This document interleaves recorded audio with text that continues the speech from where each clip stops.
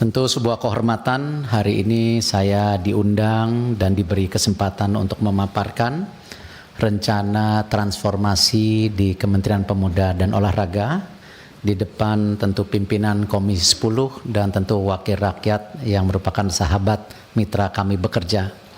Kesuksesan Kemenpora ke depan tidak mungkin karena kami bekerja sendiri, tetapi dukungan yang semaksimal mungkin dari pimpinan dan tentu wakil rakyat Komisi 10 itu menjadi prioritas. Karena tidak ada yang namanya sukses karena kerja sendiri, tetapi sukses itu karena kerja tim dan kerja kolaborasi.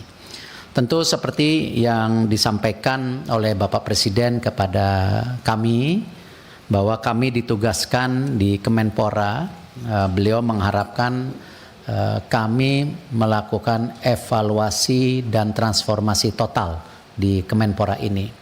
Beliau menginginkan kementerian ini menjadi kementerian yang tentu less birokrasi, tetapi memberikan solusi, tetapi juga punya tolak ukur yang jelas untuk segala tentu kinerjanya. Dan disinilah kami beberapa hari kemarin kita terus rapat di pagi, sore, kadang-kadang di waktu Sabtu untuk bagaimana kita membuat terobosan bersama. Ya. Adapun kami bisa paparan untuk jangka pendek menengah ada 4 yang kita coba prioritaskan. 1, reformasi birokrasi melalui deregulasi. Nanti kami jelaskan. Lalu perbaikan tata kelola administrasi menjadi sangat penting. Ketiga, pembangunan karakter pemuda. Saya tambahkan pemudi, kayaknya pemudi nggak boleh dilupakan. Melalui organisasi tentu kepemudaan atau organisasi yang ada di lingkungan kami. Keempat, olahraga sebagai cermin kedidakyaan bangsa. Seperti yang sudah disampaikan sebelumnya, hasil daripada arahan Bapak Presiden bahwa memang kami harus coba menempatkan birokrasi yang kami punya benar-benar suatu birokrasi yang tentu efisien dan efektif, tepat sasaran. Nah, disinilah awalnya kita mereview ada 191 peraturan menteri sejak tahun 2009. Itulah kenapa ketika saya secara berdiskusi pribadi dengan bekas para Menpora, jadi saya memohon maaf kepada para senior ataupun yang lebih muda, kita harus mensinergikan yang namanya rencana kerja sebelum-sebelumnya. Jadi tidak ada yang berbeda saya dengan menteri sebelumnya. Tetapi bagaimana kita memastikan semua ini menjadi sebuah regulasi yang bersama tanpa terpotong-sepotong antara kementerian sebelumnya dan sekarang yang saya pimpin.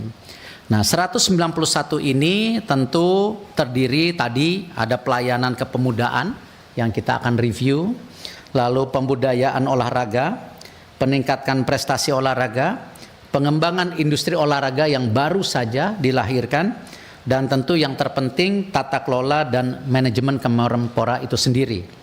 Nah, kita coba akan membuat tim, nanti kita akan mengundang juga kalau tidak keberatan dari perwakilan Komisi 10, ya dari juga berbagai pihak yang ahli untuk menjadi tim diskusi dalam perbaikan deregulasi ini. Kita berharap kalau bisa ini jumlahnya menjadi di bawah 20, ya, karena kemarin waktu rapat pertama saya iseng-iseng sama teman-teman di Kemenpora, saya bilang coba berdiri di depan satu-satu papalan untuk 191 peraturan nggak ada yang hafal, termasuk saya juga. Jadi inilah yang kita coba sinkronisasikan supaya ini menjadi sebuah yang simple dan mudah diimplikasikan. Contoh lain yang juga kami memberanikan diri atas masukan dari berbagai pihak, pencabutan Permenpora 14 nomor 2024 tentang standar pengelolaan organisasi lingkup olahraga prestasi karena melanggar piagam Olimpiade, tetapi juga jelas ada Perpres 12 2025 yaitu RPJMN yang memang sudah diterapkan oleh Bapak Presiden bagaimana organisasi olahraga harus berstandar internasional.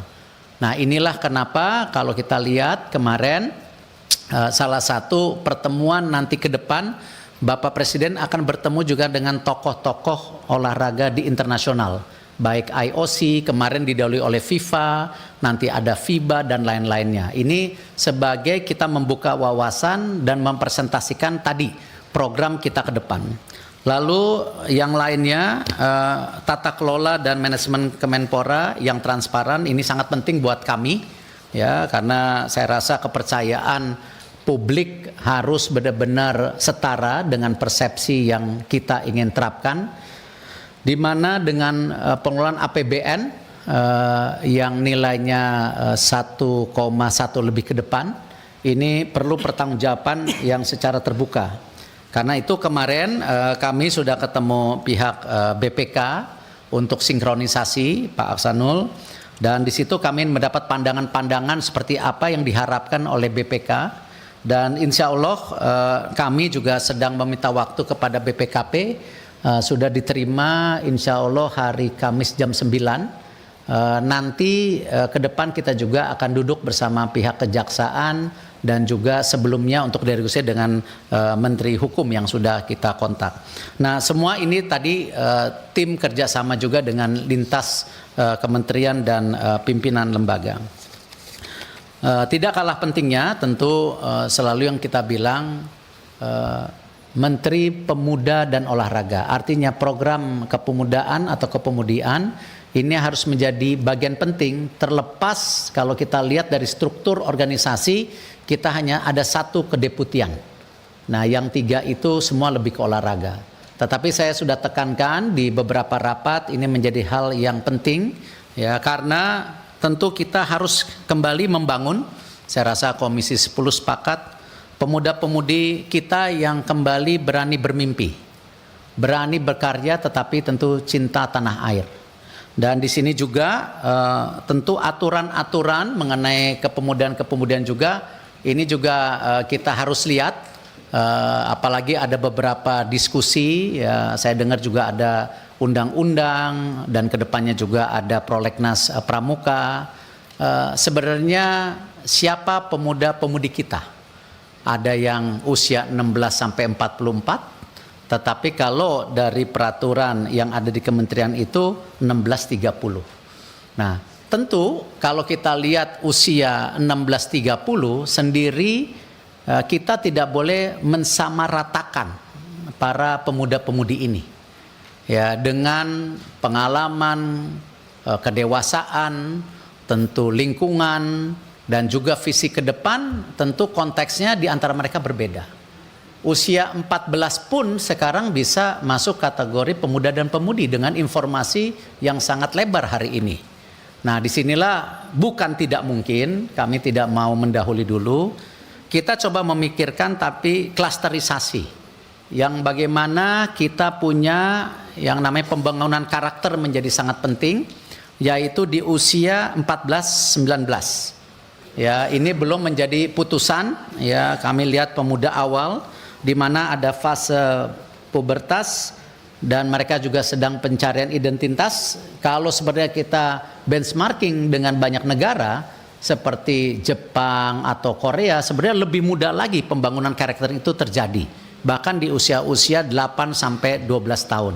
Nah, disinilah tentu yang kita coba ingin berintrospeksi diri. Bagaimana kita klasifikasi mengenai kepemudaan ini supaya mereka bisa mulai membangun jiwa kemandirian seperti yang tadi kita sampaikan.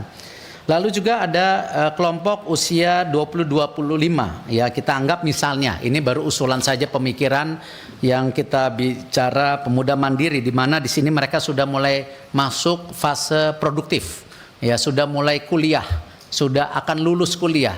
Tentu dengan adik-adiknya yang 14-19 berbeda situasinya, pola pikirnya, tekanannya, semua berbeda.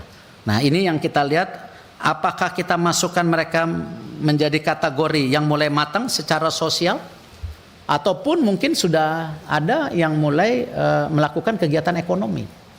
Lalu kita juga bedah lagi bagaimana hubungan tentu kelompok-kelompok daripada pemuda-pemudi ini dengan isu sosial, dengan isu masyarakat. Belum lagi kita gali dengan usia yang 26-30 yang mereka sudah lulus kuliah. Konteksnya berbeda lagi dengan adik-adiknya yang 14-19. Kebutuhan-kebutuhan ini yang tadi saya sampaikan secara internal, kepemudaan harus menjadi salah satu ujung tombak juga, tetapi tentu dengan KPI atau target-target yang benar.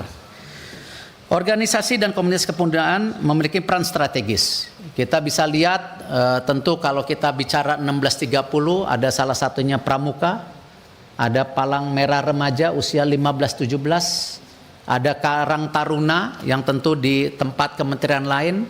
Bahkan kalau kita lihat, kita bedah program untuk pemuda-pemudi sendiri ada tersebar di 40 kementerian. Nah, ini yang harus kita sinkronisasikan.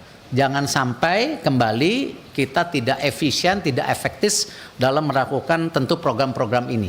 APBN harus benar-benar kita jaga, harus tepat sasaran dan harus terbuka.